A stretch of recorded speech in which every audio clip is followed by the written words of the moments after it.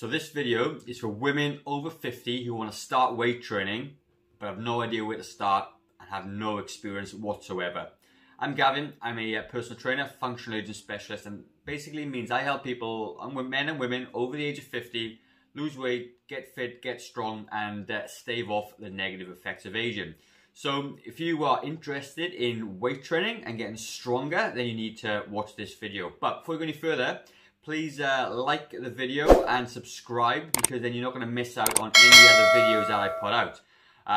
So let's get started. So first of all, when we start strength training, you got to understand that you need to understand why you want to strength train in the first place. What is it? Why do you want to get stronger? So going into the gym can be a little bit scary, bit of a gym intimidation, you know, a bit intimidated by the gym. And it's often made to be a lot more intimidating than it needs to be, okay? So if you're a beginner and you want to start getting stronger, just think the reason why you want to get stronger in the first place. Is it to do more around the house, or to be able to enjoy your kind of retirement years if that's where you're approaching? Or is it just because you're just feeling a bit rubbish, you're feeling weak in yourself? And a lot of this stuff comes down to confidence. When you're stronger, you have a lot more confidence than when you're not stronger. So when you come into the gym, what you've got to remember that when you're exercising with weights and resistance, all you're doing is building a reserve for life. It builds a reserve to do the things that you want to continue to do. Play with your grandchildren or your children, lift them up, play with them, do the gardening, carry your groceries, you know, walk up a mountain to see a brilliant view. Weight training gives you that, that sort of reserve that you need. Also as well, if you're looking for weight loss as well, it's really, really good way to lose a bit of weight as well. It helps speed up your metabolism. Having more muscle on your body actually burns more calories at rest. So you become more of a fat burning machine, okay? Now, that's not to say that weight training alone will actually allow you to lose tons of weight. You do need to look after your diet again. And I'm going to link something up above, how to lose weight if you're over 50 for women. Check that out as well if that's what you're looking at. So as we discussed, you need to find out why you want to exercise and why you want to train. Once you've got that reason, okay, you need to, you know, go into the gym and start doing some things. But if a gym is a bit too intimidating, what I'm going to do, the exercises I'm going to show you can be done at home with a really good set of dumbbells, and that's all you're going to need. Very minimal equipment, okay? So if you're a bit scared to go into the local gym, that's cool. You can do it at home. So the thing is with weight training, you need to be able to stimulate the muscles to work, okay? So when you're in the gym, all you're doing is working the muscles, breaking them down a little bit, and outside the gym is where you actually recover and build your muscles. That's really important to know. So when you go into the gym, you must use weights, provide stimulus for your body that's gonna actually cause this effect for you to grow. So you've probably got sore muscles in the past, okay? So when you weight train, you do get sore muscles. It gets less as you go further. And it's not always necessary to be sore either. That's not what we're saying. But the soreness of the muscles just means that they've been broken down and that they're repairing. And they repair back harder and stronger to be able to deal with the load that was put upon them at the time. That's what made them sore in the first place. So the more you do this, the kind of less painful it gets and less sore it gets.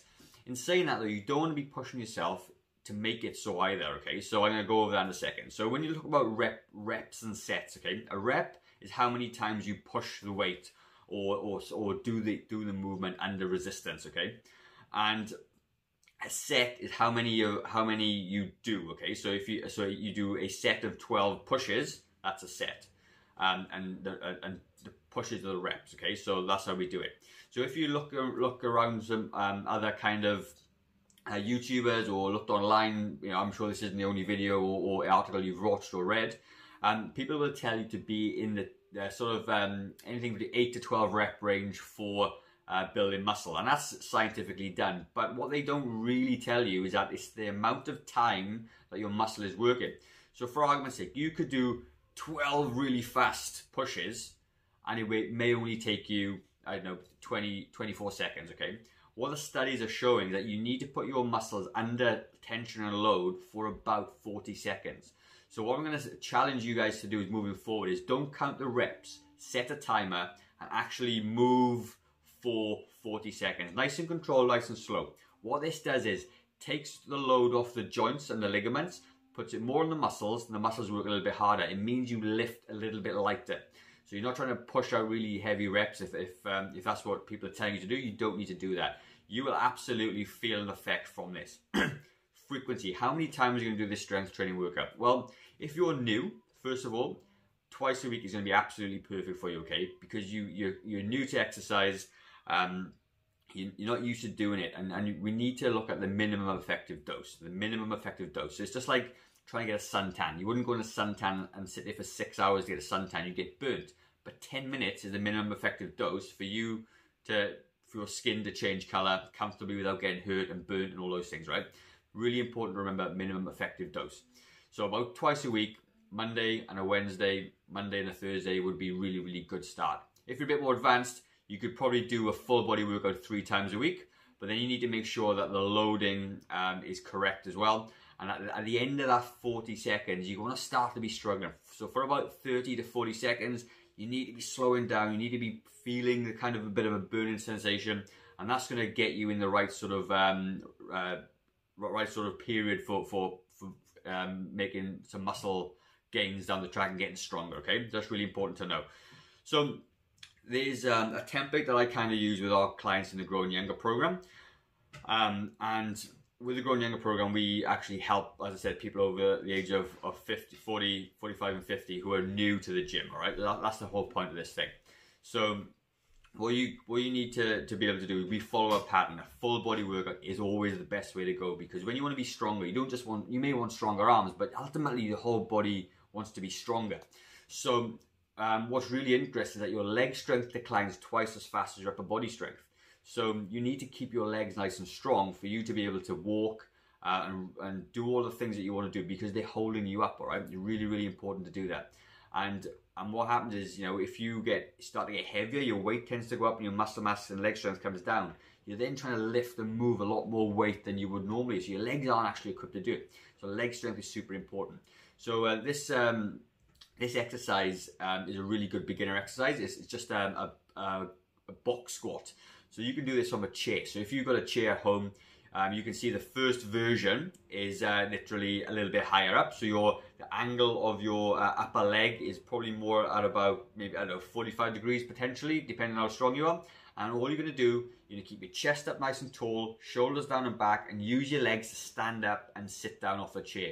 Really do a control, nice and slow, and you're going to do that for about 40 seconds. If you're a little bit stronger and you've got a little bit more strength, then lower the seat or lower the step, and then as you can see, my shin and my thigh are more 90 degrees, okay, and that's going to give you a little bit more effect. If you find that too easy, you can hold a weight in your hands and you can do the same thing, all right?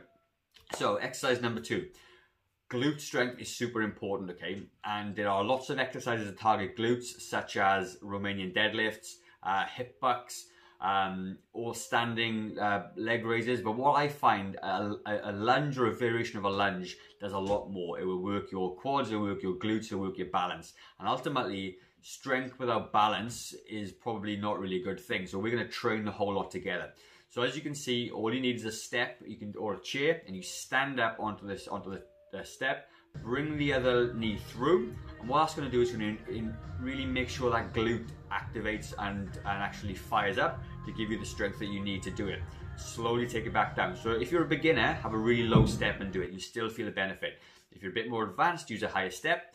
If you find that standing on a step, if you've got bad knees, sometimes standing up on a step can hurt, then you just take a little step back, bend the leg, and stand up forward and drive that knee through, okay?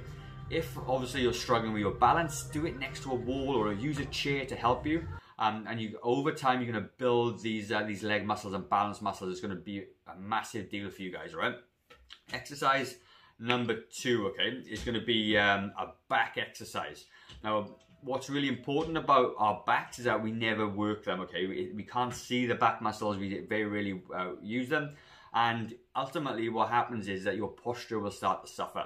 Now, all the muscles in the upper back and lower back as well support your body. So when you're standing, all those muscles fire up to keep you standing and to keep you strong, all right? So this next exercise is a really good exercise. As you can see, I'm kneeling on the floor. You can pad up your knees if you need to, because obviously if you've got sore knees, hold 2 dumbbells on the floor and you're going to roll them back behind your body. Make sure that you get that elbow behind your body. And again, you're going to do 40 seconds. And what you're going to find is that your core will do a lot of work as well. Okay, core strength is super important for all the reasons we just said. And if you've got a strong core, you're far more functional and you're able to do a lot more. Okay, then what you're going to do, you're going to basically flip over onto your back. Don't need any equipment. Use the same dumbbells. Load them onto your knees and gently take them back. Keep your elbows close to your body, and you're going to push straight towards the ceiling. Now make sure that you push the weight above your chest, not over your face, because if you're not quite strong enough, if they collapse, it could hit you on the face, all right? And again, you're going to keep moving slowly up in front of you, elbows touch the floor, come back up, and you're going to do that for 40 seconds. Next exercise we're going to be up onto our feet now, and the shoulder exercise is really, really important for you guys as well. A lot of people, a lot of our clients have really weak shoulders, and it's because you never use them, all right? You never do anything.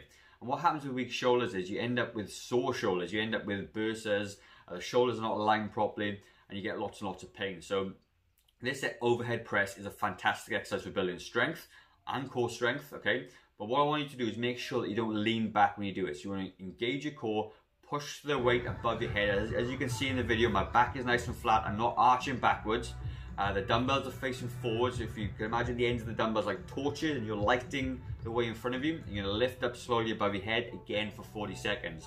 If you do have shoulder pain though, what I want you to do, okay, is literally, this next exercise is going to be a front raise. You still need to work the shoulders. This just doesn't put as much stress on the back, okay, on the shoulders as the other one, okay. Next thing we're going to do then, we're going to sit down on the floor, we're going to work our core strength. And the core strength, there's lots of ways to do it. But what I find is a lot of you guys can't do planks yet, you can't do crunches yet. So this is a really fantastic exercise. Lie on your back, bring your knees up so your knees and shins are 90 degrees, and you're going to push out one leg at a time as far as you possibly can without your lower back coming off the floor. So you can notice I put my hands under my lower back, and that's just to keep me honest, to keep the back on the floor, to push your legs out one at a time, okay? And you're going to do that for 40 seconds. Then you can repeat this whole process and do the whole thing 2 more times. And that's going to be a really, really good starter base for you. If you find any of the exercises super easy though, then use a little bit more weight or go for a longer time. Do 60 seconds instead. That's absolutely fine as well, okay? But just get moving. And the more confidence you get, the more elaborate equipment you can use, and you know, you can get yourself some really, really good results. But don't think you need to come in there and do loads of like arm stuff or ab stuff to get stronger. A full body workout approach is by far the best way to do it. So if you like this video, guys, do us a favor, like and subscribe so you don't miss any of these things. There's going to be a couple of videos at the top that you're going to be able to look at. Some are home workouts that you can do, and the other one is for more around weight loss, if that's your thing. And like I said, you know, share the video if you liked it. Tell me, leave me a comment down below which exercise out of those ones I've just showed you you prefer, or what you're going to get started with straight away. It's all about taking action. It's all about doing the thing. Don't keep looking on YouTube for the best exercise or best workout. There is no best exercise or best workout, but there are kind of optimal programs and optimal plans, okay? And this is actually one of those, okay? So, you know, stop looking, get into it, let me know how you get on, and I will see you on the next video. Take care, guys. Bye-bye.